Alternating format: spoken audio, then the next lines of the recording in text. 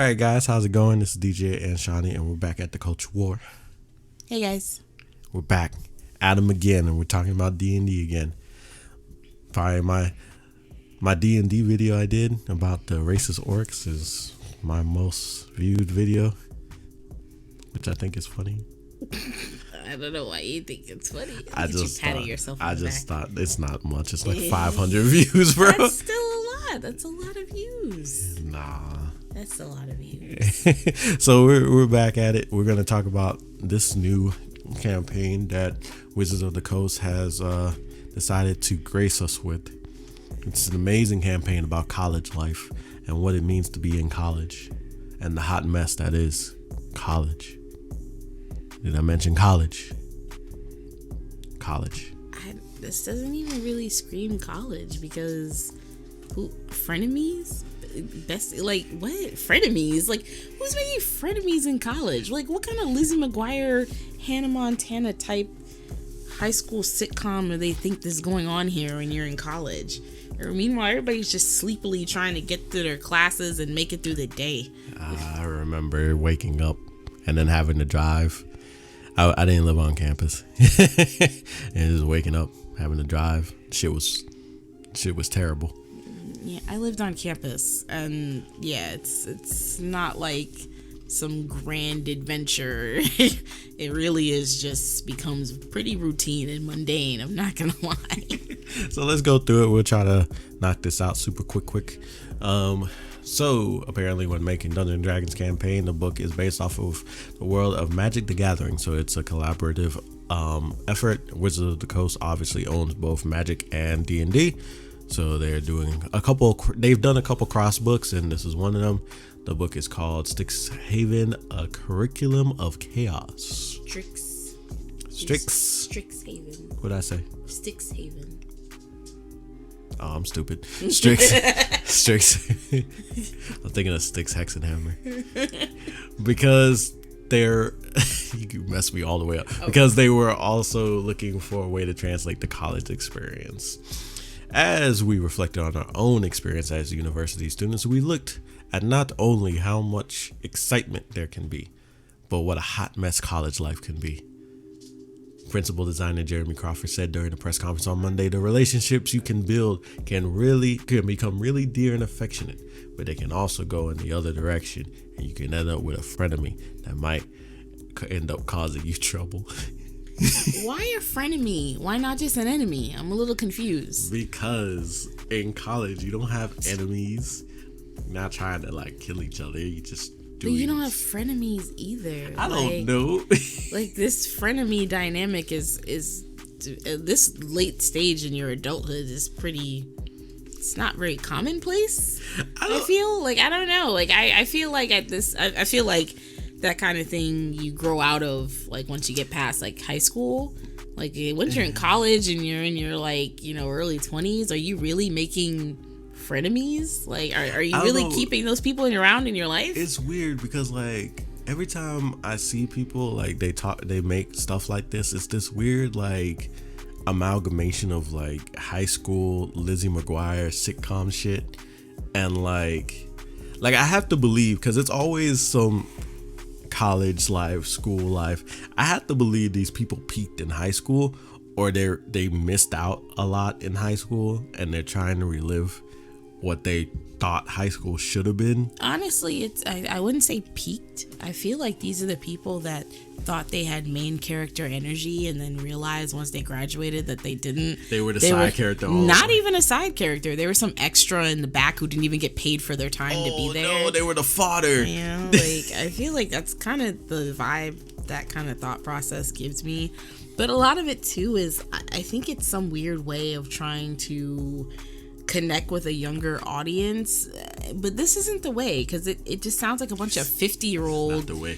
But it sounds like a bunch of 50-year-olds who were outcasts in high school and now at 50 wish that they had the traditional high school or college experience, all sat down in a room together and were like, you know what?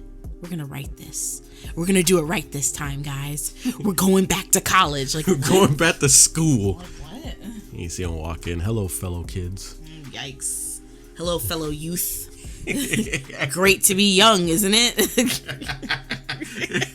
That's what that makes me think of. This is like, as a D&D player and as a spellcaster, You take great offense? I don't like this at all. Take great offense to this? I don't like any of this. I don't know what D&D has become. If the Orcs are racist, the Drow are racist, apparently, because they see...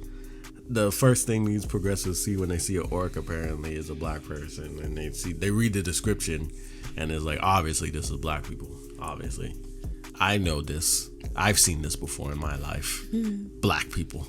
There's a picture of an orc and a picture of a black person, and they're sitting there like, these pictures aren't the same. Like, they are the same person. No. They are the same race, same person, same how identity. That works. You guys talking The Drow are black people. Oh, jeez. Well, I mean, the black community is driven a lot by its matriarchs. So, hey, maybe it's onto something there. I don't know about that, but okay. Okay, so I'm sorry, we're just going off because this is ridiculous. So the school is divided amongst 5 colleges, like Harry Potter style. They got one school that draws on the power of elements, another school that draws on the power of using poetry and cutting insults as weapons. This just makes me think of like RuPaul's Drag Race. There's something called a reading challenge, and it's basically the queens hurl shady insults at each other for funsies, and that's what that makes me think of. Like battle poetry. Oh gosh, no. Can you just imagine someone going up onto spoken word shit? Snapping their fingers aggressively. Like, what is that? You just go up, be like, yeah. And they just go in. What's going on here? What is that? Just don't do that. I'm bad at poetry. I can't make a joke poetry slam shit right now. I can't even do that. So we'll just move on. Anyway, so in the university, they don't learn about casting, but it really is to learn about the magic application and the existence of magic in the world. And that's because you don't technically have to be a magic user to be part of this campaign. They give you a free feat that allows you to access the different schools' abilities. Designers have developed rules to simulate college life, including taking tests and working on campus. Yes. Depending on how well you do on your exams, you will, which mostly consist of skill checks and a lot of flavor, you will get, but why am I trying to simulate school life in my fantasy game? Like, I don't want to do that. I hate college. I hated taking tests. I hated school. It was ass. I don't want to simulate that. I'm not quite understanding what's the appeal to this. Like, when I think the general demographic of people who do already play D&D, like, what's the appeal to this? And then how do you market this to the audience of people who don't play D&D? Like, what about this is gonna make them want to play? The problem is, like, now, so yeah, there's a lot of people coming into the game from the Critical Role scene, and a lot of those people are Tumblrite types who are interested in the fun adventure story, but like not any of the actual cool D&D shit. They're the people that saw Stranger Things and were like, I want to play D&D just because they saw it on a TV show that was popular. They're just clout chasing most of them. So it's just people. They're appealing to those people.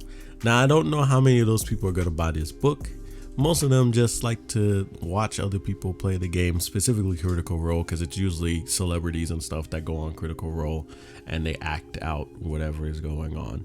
So it's high level acting, high level, improvisation and all that. So, right. And a lot of them think that their campaigns are going to be like that, but then they realize their friend down the street that's DMing is not an actor. Right. And they are not actresses or actors themselves. Right. So it's never that good. So let's go. They got they changed there's some mechanical impacts that change. There's rules for relationship building. It affects the narrative. There's 18 NPCs that you can do. You meet them in improv festivals, house parties, or pitch perfect style singing competitions. Yeah. This is terrible. Like, pitch perfect style singing competitions. Like, what does any of this have to do with, like, at the core what D&D is? Like, I don't know. I don't know. I thought we were dungeon crawling or going on like adventures and like killing things and shit. I guess for these people this is considered an adventure, but like who's trying to in their you free could get time? this generic ass adventure anywhere else. Yeah, that's true. Like, come on now. That's a good point.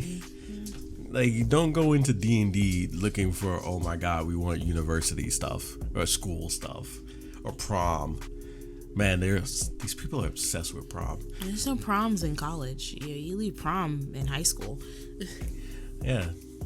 So anyway, you can play from levels 1 to 10 apparently as D&D as the players, and then there's some new creatures, a new race, and some other stuff. But yeah, the book will be out. It's already got like $5 off. So let's see how it goes. And hopefully they sell enough to justify it. Apparently, what was it? I think who owns Wizard of the Coast? I think it's Hasbro. Somebody was trying to sell off Wizard of the Coast. So we'll see. Anyway, yeah. But like I said previous, in my last video, basically the type of people that are coming into this scene because it's popular is they're ruining it. They're just coming in. The type of people that have taken over the Wizard of the Coast, they're not trying to do things to actually enhance the game. They already did the battle chair. They already go around talking about orcs are racist and stuff like that. The game is racist, all that good stuff. Like, they don't actually care about the spirit of the game. They just want to change it to suit their needs, and when it's all used up and not popular anymore, they'll go to the next cultural touchstone to influence it, like a cancerous virus, but it's those two different things. But yeah, that's what they do, and it's pretty pathetic. It's pretty sad, and it's the fact that consistently they continue to make school stories is what is the most pathetic thing to me. It is across whatever medium that these type of people are at. Yeah, I don't really see anything in here that would make me want to play like as a D&D player. And then there's this weird thing where they're constantly trying to like relive this high schoolish era, and I'm like, it's not necessary. And then it's the whole, like, I guess the appeal to this is it's high school and Harry Potter-ish themed, but then they're saying it's college, and I'm like, I'm just not feeling it. I don't really think it's all that great. Well, I guess we're ending on that. Basically, that's our thoughts. It's pretty ass. But yeah, so thank you guys for listening. This is DJ and Shawni from the Culture War. Like, comment, subscribe. See you guys later in the next video. Bye. See ya.